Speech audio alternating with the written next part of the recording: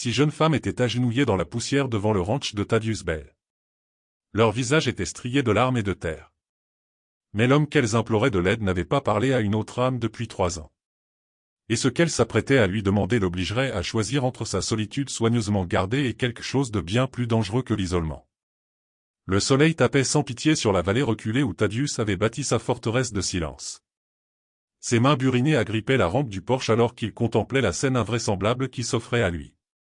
6 silhouettes en robe déchirée, agenouillées comme des poupées brisées sur fond de sa clôture interminable. La plus jeune ne devait pas avoir plus de 17 ans. La plus âgée, peut-être 25. Sa gorge était sèche comme du papier de verre. 3 ans qu'il n'avait pas entendu de voix humaine autre que la sienne, renvoyée en écho par les parois du canyon.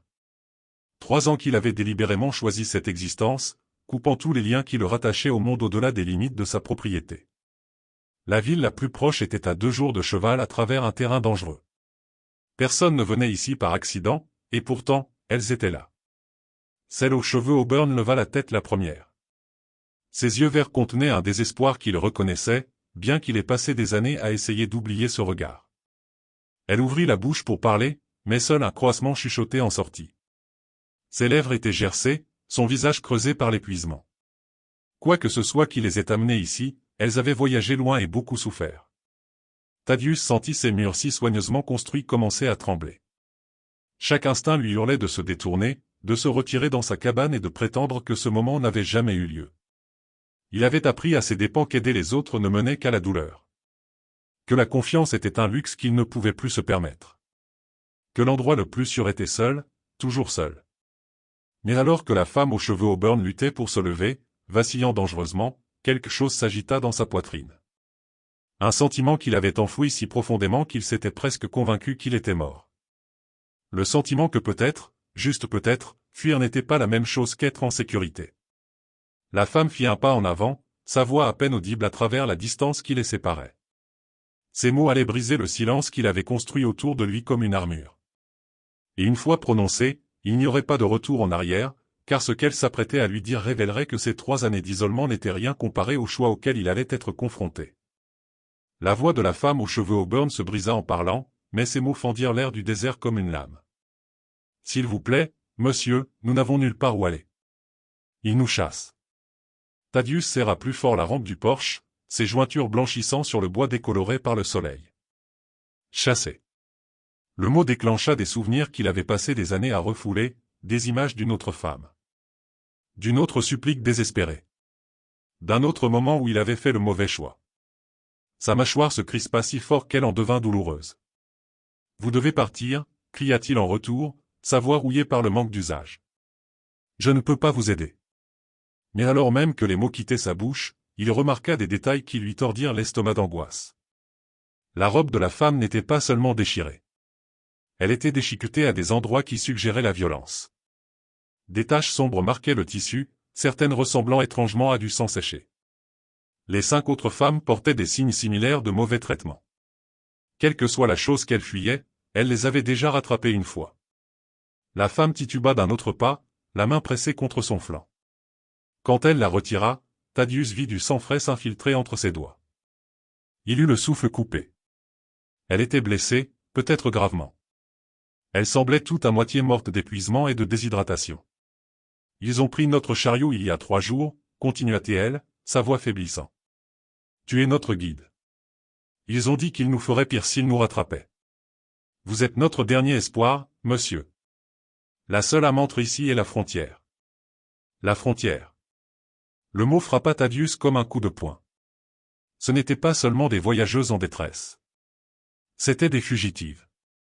Quels que soient les ennuis qu'elles transportaient avec elles, ils deviendraient ces ennuis dès l'instant où ils leur offriraient un abri. Il avait appris cette leçon une fois auparavant, et cela lui avait coûté tout ce qui comptait. Mais alors qu'il regardait la femme vaciller sur ses pieds, son visage devenant de plus en plus pâle, quelque chose se brisa en lui. Elle allait s'effondrer. Elles allaient toutes s'effondrer. Et s'il les renvoyait maintenant, ils signeraient leurs arrêts de mort aussi sûrement que s'il avait appuyé sur la gâchette lui-même. Les jambes de la femme fléchirent. Elle tomba à genoux dans la poussière, son sang désormais visible comme une tache grandissante sur le sol sous elle. Les autres femmes se précipitèrent à ses côtés, leur propre faiblesse oubliée dans leur désespoir d'aider leur meneuse. Thaddeus se retrouva à descendre les marches du porche avant que son esprit ne puisse rattraper son corps. 3 ans d'isolement lui avaient appris beaucoup de choses, mais cela n'avait pas tué la partie de lui qui ne pouvait pas voir un autre être humain souffrir. Pas quand il avait le pouvoir de l'empêcher. Mais alors qu'il s'approchait du groupe de femmes, un nouveau son parvint à ses oreilles. Des bruits de sabots, lointains, mais se rapprochant. Plusieurs chevaux se déplaçant rapidement sur le sol dur du désert. Quelqu'un arrivait, et il galopait vite. La femme aux cheveux auburn l'entendit aussi. La terreur traversa son visage alors qu'elle attrapait le bras de Thaddeus avec des doigts maculés de sang. « Ils nous ont trouvés » murmura-t-elle. « Mon Dieu, ils nous ont trouvés !»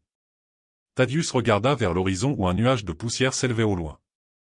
Qui que ce soit qui arrivait serait là dans moins d'une heure, et à leur arrivée, il trouverait 6 femmes qui fuyaient manifestement quelque chose, et un homme qui était sur le point de découvrir que certains choix ne peuvent être annulés.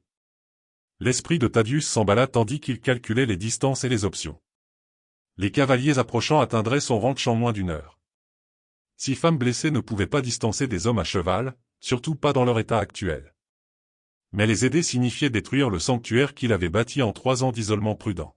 « Faites-les entrer » s'entendit-il dire, les mots semblant étrangers sur sa langue. Maintenant. La femme aux cheveux auburn, qui se présenta faiblement sous le nom de Clara, tenta de protester. « Nous ne vous attirerons pas d'ennui, monsieur. Nous pouvons nous cacher dans les rochers. »« Vous mourrez dans les rochers » répondit Thaddeus sans détour. Il bougeait déjà, ses instincts de survie prenant le dessus sur 3 ans d'ermitage auto-imposé. « Et ces cavaliers trouveront vos corps au matin. Alors ils sauront que quelqu'un vous a aidé. » Il prit dans ses bras la femme la plus faible, une blonde à peine sortie de l'adolescence, qui semblait brûler de fièvre. Son poids le choqua. Elle n'était que peau et os, plus légère qu'un sac de fourrage. Quand avait-il tenu un autre être humain pour la dernière fois? Le souvenir était comme toucher une flamme. Les autres femmes se soutenaient mutuellement en titubant vers sa cabane. Thaddeus remarqua des détails qui lui firent serrer la mâchoire de colère, des brûlures de cordes aux poignets, des ecchymoses en forme de doigts autour de leur cou. Ce n'étaient pas seulement des fugitives. C'étaient des victimes. À l'intérieur de la cabane d'une seule pièce qui avait été son monde entier pendant 3 ans, les femmes s'effondrèrent sur toutes les surfaces qu'elles purent trouver. Le contraste était saisissant. Son espace, qui lui avait semblé convenablement dépouillé pour un homme qui ne voulait rien du monde, paraissait maintenant douloureusement petit et inadéquat pour 6 âmes désespérées. Clara pressa plus fort sa main contre son flanc blessé en regardant autour de la cabane. Ses yeux balayèrent le lit unique, le mobilier minimaliste, l'absence totale de tout ce qui suggérait qu'une femme ait jamais vécu ici. « Vous êtes seule » dit-elle. Ce n'était pas une question. « Par choix » répondit Thaddeus, se déplaçant déjà pour barricader les fenêtres. « Et vous êtes sur le point de découvrir pourquoi. » À travers les interstices des volets en bois, il pouvait voir le nuage de poussière grossir. Les cavaliers poussaient leurs montures, ce qui signifiait qu'ils étaient soit désespérés de rattraper leur proie, soit confiants d'être proches. Aucune de ces possibilités n'augurait rien de bon.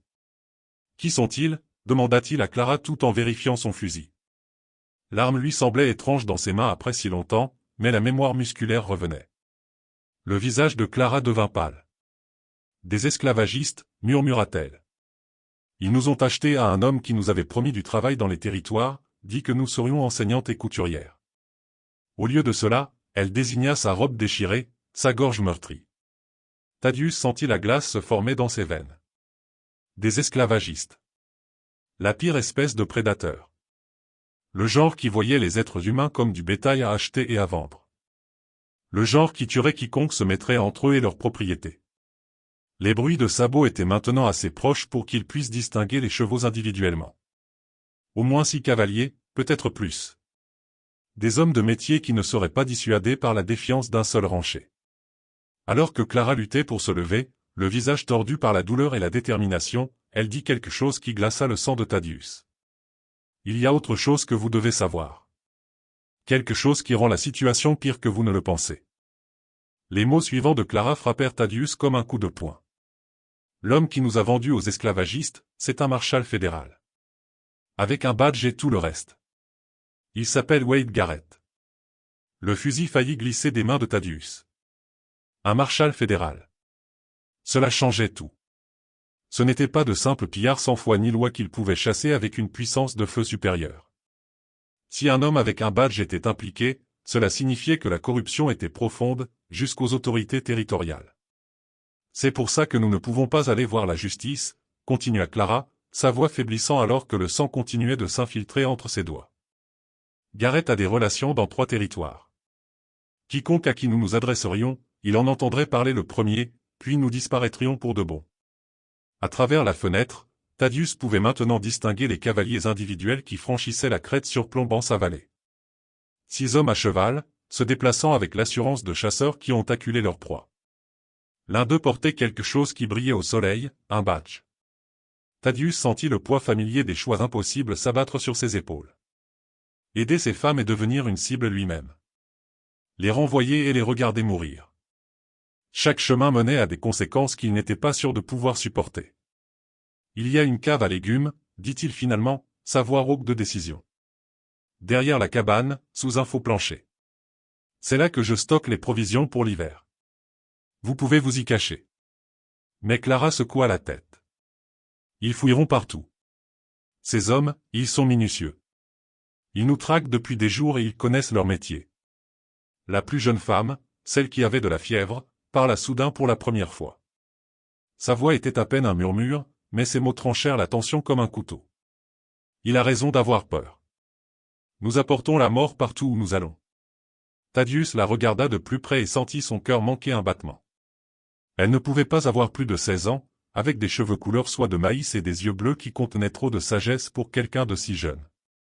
Quelle sorte de monstre vendait des enfants? Les bruits de sabots étaient maintenant assez proches pour qu'ils puissent entendre le cuir grincer, les hommes s'interpellaient à voix basse. Ils se déployaient, encerclant le ranch avec une précision militaire. Des kidnappeurs professionnels qui avaient fait cela de nombreuses fois. Écoutez-moi, dit Thaddeus, sa voix ferme malgré le chaos dans son esprit. J'ai besoin de savoir exactement à quoi nous avons affaire. Combien d'hommes? Quelles armes? Jusqu'où iront-ils? Clara croisa son regard et il y vit une profondeur de souffrance qui fit paraître ses propres 3 années d'exil auto-imposées comme des vacances. Ils brûleront cet endroit jusqu'aux fondations s'il le faut, tueront quiconque se mettra sur leur chemin. Ce ne sont pas des hommes avec une conscience, monsieur. Ce sont des démons à visage humain. À travers les lattes du volet, Thaddeus eut un premier aperçu clair du cavalier de tête. L'homme était assis sur son cheval comme s'il possédait le monde, son badge captant la lumière alors qu'il inspectait les bâtiments du ranch. Même à distance, Thaddeus pouvait voir le calcul froid dans sa posture. C'était Wade Garrett, le marshal fédéral qui vendait des êtres humains pour le profit. Astérisque, si vous étiez Thaddeus, que feriez-vous? Rester et combattre contre toute attente, sachant que vous mourriez probablement, mais pourriez sauver 6 vies innocentes, ou trouver un moyen de négocier, vous sauvant potentiellement, mais condamnant peut-être les femmes à un sort pire que la mort? Dites-le moi dans les commentaires. J'ai besoin de savoir quel camp vous choisiriez. Car ce que Thaddeus décida ensuite déterminerait si quelqu'un dans cette cabane vivrait pour voir un autre lever de soleil, astérisque. Les cavaliers s'étaient arrêtés juste hors de portée de tir. Assez près pour communiquer, mais assez loin pour éviter un danger immédiat. Garrett éleva la voix et ses mots portèrent clairement à travers l'air du désert. Bonsoir, l'ami. Nous cherchons de la marchandise en fuite. 6 femmes qui se sont volées à leur propriétaire légitime. Vous n'auriez vu personne comme ça par ici? Thaddeus sortit sur son porche. Son fusil tenu lâchement dans ses mains, mais prêt. Le soleil de l'après-midi projetait de longues ombres sur la cour alors qu'il faisait face à 6 hommes montés qui dégageaient une menace semblable à la chaleur d'une forge. Le marshal Garrett était assis sur son cheval au centre, son badge brillant sur un gilet noir qui avait vu trop de sang. Je n'ai vu personne, répondit Thaddeus, sa voix portant le ton plat d'un homme habitué à la solitude. Je n'ai pas beaucoup de visiteurs par ici. Le sourire de Garrett était froid comme la pierre en hiver. Vraiment. Ça vous dérange si on jette un œil? Parfois, les gens se cachent dans des endroits où ils pensent que personne ne les trouvera. Derrière Thaddeus, à l'intérieur de la cabane, il pouvait entendre les faibles bruits des femmes essayant de retenir leur respiration. Clara était devenue silencieuse, probablement inconsciente à cause de la perte de sang. La plus jeune brûlait toujours de fièvre. Aucune d'entre elles n'était en état de courir, même s'il y avait un endroit où aller. C'est une propriété privée, répondit Thaddeus. Et je ne me souviens pas vous avoir invité à la fouiller. L'un des hommes de Garrett, une brute balafrée aux yeux morts, cracha du jus de tabac dans la poussière. L'autorité fédérale l'emporte sur la propriété privée, l'ermite. T'as quelque chose à cacher ou t'es juste naturellement hostile? Thaddeus sentit la sueur perler sur son front malgré la chaleur du désert. Ces hommes n'étaient pas là pour négocier. Ils avaient déjà décidé qu'ils cachaient quelque chose. La seule question était de savoir jusqu'où ils iraient pour le prouver. Ce qu'il y a de drôle avec les ermites, dit Garrett en descendant de cheval avec une grâce fluide, c'est qu'ils choisissent généralement l'isolement parce qu'ils ont des secrets. Quel est ton secret, l'ami? Le marshal fit un pas de plus, sa main reposant nonchalamment sur la crosse de son pistolet. Tu vois, on traque ces femmes depuis 3 jours. On a perdu leur piste à environ 1 kilomètre d'ici, là où le sol dur commence. Maintenant, je me dis qu'un homme malin les aurait peut-être aidés à brouiller leur piste. La question est, pourquoi ferait-il ça? Thaddeus sentit le moment en équilibre sur le fil du rasoir. Derrière lui, l'une des femmes laissa échapper un léger gémissement de douleur. C'était à peine audible, mais dans le silence du désert, cela aurait aussi bien pu être un cri. La tête de Garrett s'inclina légèrement, comme un loup flairant une piste. C'était quoi, ça? Le vent, dit rapidement Thaddeus. Une planche mal fixée sur le toit. Mais Garrett avançait déjà, dégainant son arme avec une aisance consommée. Les gars, je crois que notre ami l'ermite nous cache des secrets. Et si on allait jeter un vrai coup d'œil à l'intérieur? Les 5 autres hommes descendirent de cheval à l'unisson. Leurs mouvements étaient coordonnés et efficaces. Ce n'étaient pas des voyous quelconques. C'étaient des professionnels qui avaient fait cela de nombreuses fois. Thaddeus réalisa avec une certitude glaciale que s'en sortir par la parole n'était plus une option. Alors que Garrett montait sur le porche, ses bottes grinçant sur le bois usé, il parla d'une voix qui promettait la violence. Voilà ce qui va se passer. Tu vas t'écarter et nous allons récupérer notre propriété. Quiconque interfère sera enterré dans le désert où personne ne le trouvera jamais. Astérisque astérisque si vous aimez l'histoire, abonnez-vous à la chaîne astérisque astérisque. Mais alors que Garrett tendait la main vers la porte de la cabane, Thaddeus fit un choix qui allait tout changer. Le choix qui mûrissait en lui depuis le moment où il avait vu 6 femmes désespérées agenouillées dans sa cour. Thaddeus leva son fusil d'un mouvement fluide, le canon s'arrêtant à quelques centimètres de la poitrine de Garrett. Le marshal se figea, sa main toujours tendue vers la poignée de la porte, ses yeux s'écarquillant de surprise et de calcul. « J'ai dit, c'est une propriété privée, » répéta Thaddeus, sa voix d'un calme mortel. Et je le pensais. Pendant un battement de cœur, le monde retint son souffle. 6 armes furent soudainement pointées sur Thaddeus depuis la cour en contrebas, mais son fusil ne quitta jamais le cœur de Garrett. Le visage du marshal passa par une série d'émotions, la surprise, la colère, et enfin un respect froid. « Tu fais une erreur, l'ami, » dit doucement Garrett. « Une grosse erreur. Ces femmes nous appartiennent. Achetées et payées. Tu interfères avec un commerce légal. » Légal? Le rire de Thaddeus était aussi amer que la poussière alcaline. L'esclavage est illégal depuis des années, Marshal. Même ici dans les territoires. Le sourire de Garrett revint. Mince et prédateur. Ce ne sont pas des esclaves, l'ermite. Ce sont des servantes sous contrat. Elles ont signé des papiers et tout. Elles ont des dettes à payer. Et nous sommes ici pour les recouvrer. À l'intérieur de la cabane, Thaddeus entendit la voix de Clara. Faible mais féroce. Mensonge. Nous n'avons jamais rien signé. Il nous a drogués, nous a enlevés lors d'une fête paroissiale au Kansas. Le visage de Garrett s'assombrit d'avoir été entendu. On dirait que tu as de la marchandise volée là-dedans, l'ami. De la marchandise qui te fait prendre de mauvaises décisions. La confrontation s'étira comme un fil trop tendu. Thaddeus connaissait les mathématiques de sa situation. 7 hommes armés contre 1, avec 6 femmes blessées prises entre 2 feux. Même s'il tuait Garrett, les autres le descendraient avant qu'il ne puisse réarmer son fusil. Mais parfois, les mathématiques n'avaient pas d'importance. Parfois, un homme devait prendre position, quelles que soient les chances. Voilà ce qui va se passer, dit Thaddeus, sa voix portant l'autorité d'une conviction absolue. Vous allez remonter sur vos chevaux et vous en aller. Vous allez oublier que vous avez jamais vu cet endroit ou ces femmes. Et vous allez vous trouver un nouveau métier. Le lieutenant balafré de Garrett bougea sur sa selle, sa main sur son arme tressaillant. Patron, donnez juste l'ordre. On peut le descendre et en finir. Mais Gareth leva la main, ses yeux ne quittant jamais le visage de Thaddeus. Quelque chose avait changé dans l'expression du marshal. Il voyait quelque chose auquel il ne s'attendait pas. Un homme qui avait déjà fait la paix avec la mort. Tu sais ce que je pense, dit lentement Gareth. Je pense que tu as un passé avec ce genre de situation. Je pense que tu as peut-être échoué à aider quelqu'un une fois, et maintenant tu essaies de te racheter. Les mots le frappèrent comme des coups. Thaddeus sentit ses souvenirs soigneusement enfouis remonter à la surface. Une autre femme. Une autre supplique désespérée. Un autre moment où il avait choisi la sécurité plutôt que le courage. Et avait regardé quelqu'un mourir à cause de sa lâcheté. J'ai touché un point sensible, n'est-ce pas, insista Gareth. Comment s'appelait-elle? Ta femme, ta sœur, ta fille. Quelqu'un que tu as laissé tomber au moment crucial.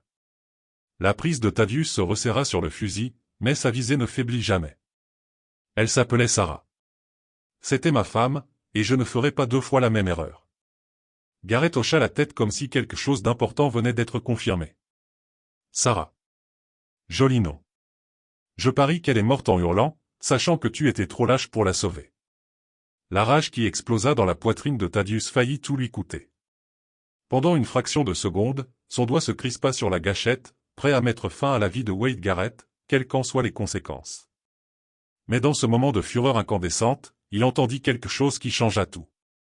La voix de Clara depuis l'intérieur de la cabane, à peine un murmure, mais portant clairement dans l'air du désert. Thaddeus. C'est son nom. L'homme qui a tué ta femme. Les mots frappèrent Thaddeus comme la foudre tombant deux fois au même endroit. Wade Garrett. Le nom qu'il avait passé 3 ans à essayer d'oublier. L'homme qui était venu à leur ferme avec des promesses de protection. Qui avait exigé Sarah comme paiement quand Thaddeus ne pouvait pas payer ses frais d'extorsion. L'homme qui avait ri quand Thaddeus avait imploré sa pitié, qui avait pris Sarah de toute façon quand il avait refusé de se battre. Les yeux de Garrett brillèrent de reconnaissance et d'un plaisir malsain. Tiens, Thaddeus Bell, le lâche de Willow Creek. Je me demandais ce qui t'était arrivé après que tu te sois enfui comme un chien battu. Le fusil trembla dans les mains de Thaddeus, mais pas de peur. 3 ans de culpabilité et de rage se concentrèrent en un seul point de haine ardente. Tu l'as tué. Je ne l'ai pas tué, dit Garrett avec une innocence feinte. C'est toi qui l'as fait, en étant trop couard pour te battre pour elle. Elle a crié ton nom quand elle est morte. Tu sais, se demandant où était passé son brave mari. Thaddeus sentit quelque chose de fondamental se fissurer en lui. Les murs soigneusement construits autour de son chagrin. Les explications rationnelles qu'il avait échafaudées pour sa lâcheté. Les mensonges qu'il s'était racontés sur le fait de n'avoir pas eu le choix. Tout s'effondra en même temps. Mais voilà le plus beau, continua Garrett, sa voix dégoulinant d'une joie malveillante. L'histoire est sur le point de se répéter. Sauf que cette fois, au lieu d'une femme, tu en as 6. Et tu vas me regarder les prendre toutes, une par une. Comme la dernière fois. Derrière Thaddeus, la voix de Clara se fit plus forte, alimentée par une fureur désespérée. Il ment, Thaddeus, à propos de ta femme qui t'appelait. Sarah Bell est morte en se battant. Je le sais parce que j'étais là. J'étais l'une des femmes qu'il a prises avant elle. La révélation fut un choc violent. Thaddeus tourna légèrement la tête, sans jamais quitter complètement Garrett des yeux. Quoi? Sarah Bell, continua Clara, sa voix gagnant en force malgré ses blessures. Cheveux blonds, yeux bleus, une cicatrice sur la main gauche d'un accident de cuisine. Elle s'est battue comme une tigresse quand ils l'ont prise. Elle a cassé le nez d'un homme, a presque crevé l'œil d'un autre, et quand elle est morte, elle ne t'appelait pas. Elle maudissait le nom de Garrett. Le sourire confiant de Garrett vacilla pour la première fois. Ferme-la, femme. Mais Clara insista, ses mots portant le poids d'un témoignage vécu. Elle m'a parlé de toi dans le chariot. Elle a dit que tu n'étais pas un lâche. Elle a dit que tu avais promis de venir la chercher. Et elle te croyait. Elle est morte en croyant que tu viendrais. Thaddeus sentit le monde basculer sur son axe. Pendant 3 ans, il avait porté le fardeau de la lâcheté. La certitude qu'il avait abandonné la femme qu'il aimait. Mais si Clara disait la vérité? J'ai cherché pendant des semaines, murmura-t-il, les mots arrachés de sa gorge. J'ai suivi toutes les pistes, vérifié chaque ville, mais vous étiez déjà parti. Gareth retrouva son sang-froid, mais quelque chose avait changé dans sa posture. Il ne jouait plus avec un homme brisé. Il faisait face à quelqu'un de dangereux. Touchante retrouvaille, mais ça ne change rien. Tu l'as quand même perdu, et tu es sur le point de perdre à nouveau. La main du marshal se dirigea vers son arme, mais Thaddeus était déjà en train d'appuyer sur la gâchette. Le rugissement du fusil déchira le silence du désert comme le tonnerre, et Wade Garrett fut projeté en arrière du Porsche, sa poitrine s'épanouissant de rouge. Le chaos éclata dans la cour du ranch lorsque Garrett toucha le sol. Ces 5 hommes ouvrirent le feu simultanément, les balles faisant éclater la rampe du Porsche et brisant les fenêtres. Thaddeus plongea derrière un abreuvoir, manœuvrant le levier de son fusil avec une vitesse acquise par l'habitude. L'homme qui avait passé 3 ans à fuir la violence s'était souvenu comment se battre. Mais les chances étaient impossibles. 5 tueurs professionnels contre un rancher, avec 6 femmes blessées prises entre 2 feux. Thaddeus savait qu'il avait peut-être 30 secondes avant qu'il ne submerge sa position. C'est alors que Clara apparut à la porte de la cabane, serrant un fusil de chasse qu'elle avait trouvé à l'intérieur. Le sang tachait sa robe, mais ses mains étaient fermes alors qu'elle tirait les 2 coups sur le cavalier le plus proche. L'homme tomba de son cheval en volant. « La cave à légumes !» cria-t-elle par-dessus la fusillade. « Il y a d'autres armes en bas. » Les autres femmes sortirent de la cabane comme des anges vengeurs, chacune portant des fusils ou des pistolets de l'arsenal caché de Thaddeus. Elles étaient blessées, épuisées, à peine capables de tenir debout. Mais elles avaient trouvé une raison de se battre. Leur liberté, et le premier homme depuis des années qui était prêt à mourir pour elles. La fusillade qui s'ensuivit fut brève mais brutale. Pris entre les tirs croisés de la cabane et du Porsche, les hommes restants de Garrett se débandèrent et s'enfuirent. 2 autres tombèrent avant d'atteindre leurs chevaux. Les survivants s'éloignèrent au galop vers l'horizon, laissant leurs morts derrière eux. Dans le silence soudain qui suivit, Thaddeus se retrouva à genoux près du corps de Wade Garrett. L'homme qui avait hanté ses cauchemars pendant 3 ans était enfin mort, mais la victoire avait un goût amer. Sarah était toujours partie. Les années d'exil auto-imposé ne pouvaient être effacées. Clara s'agenouilla à côté de lui, ses propres blessures oubliées.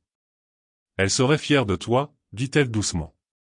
Sarah, elle serait fière que tu te sois enfin battue. » Thaddeus leva les yeux vers les 6 femmes qui avaient tout changé en refusant d'accepter la défaite. Clara, saignante mais indomptée. La jeune fille fiévreuse qui avait trouvé une force qu'elle ne se connaissait pas. 4 autres dont il ne connaissait même pas encore les noms, mais qui s'étaient tenus à ses côtés au moment décisif. « Que ferez-vous maintenant » demanda-t-il à Clara. Elle sourit pour la première fois depuis leur rencontre. « Nous en avons parlé pendant que tu jouais les héros. Il y a une ville à 2 territoires au nord qui a besoin d'enseignantes. Des gens bien qui ne poseront pas trop de questions sur notre provenance. »« Et vous » demanda-t-elle. « Allez-vous retourner vous cacher dans cette vallée ?» Thaddeus regarda son ranch. L'endroit qui avait été à la fois son sanctuaire et sa prison pendant 3 ans. Le silence qu'il avait chéri lui semblait maintenant vide plutôt que paisible. La solitude qu'il avait autrefois protégée ressemblait maintenant à une autre forme de mort. « Non, dit-il, surpris par la certitude dans sa voix. Je crois que je suis resté seul assez longtemps. Astérisque astérisque si vous aimez l'histoire, abonnez-vous à la chaîne astérisque astérisque.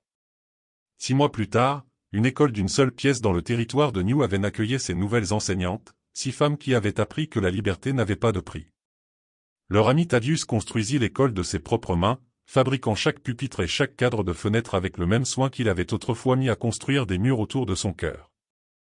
Clara l'épousa un matin de printemps où le désert était en fleurs, et elle porta l'alliance de Sarah avec fierté, sachant que certains amours sont assez forts pour bénir de nouveaux départs. La jeune fille fiévreuse, qui s'appelait Grace, devint forte et grande, devenant la meilleure enseignante de 3 territoires. Et parfois, lors des soirées calmes, quand le vent soufflait juste comme il faut, Thaddeus pouvait jurer qu'il entendait la voix de Sarah dans la brise du désert, lui disant qu'elle était fière de l'homme qu'il avait finalement choisi de devenir. Astérisque astérisque maintenant, cliquez sur la vidéo à l'écran pour écouter une histoire encore meilleure que celle-ci, avec une révélation si puissante qu'elle restera avec vous longtemps après que le dernier mot aura été prononcé. Cliquez sur la vidéo, astérisque astérisque.